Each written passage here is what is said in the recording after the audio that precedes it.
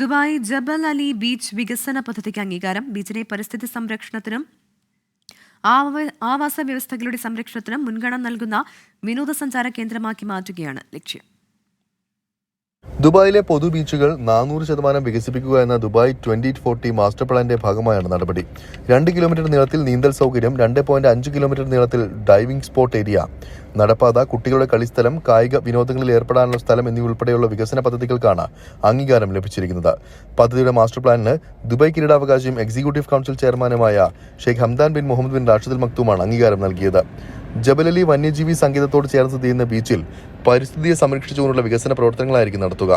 6.6 kilometre വിസ്തൃതിയുള്ള beach എമിറേറ്റിൽ ഏറ്റവും വലിയ open beach എന്ന പ്രത്യേകതയുള്ളതാണ്.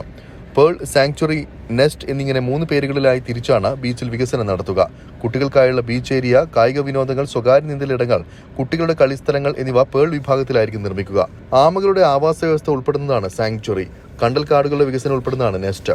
1.6 കിലോമീറ്റർ നീളത്തിലുള്ള കണ്ടൽക്കാടിന്റെ വികസനം ദുബായ് മുനിസിപ്പാലിറ്റി നിർവഹിക്കും. നക്കീലിനാണ് ബീച്ചിന്റെ വികസന പ്രവർത്തനങ്ങൾ നടത്താനുള്ള ചുമതല. 24 ദുബായ്.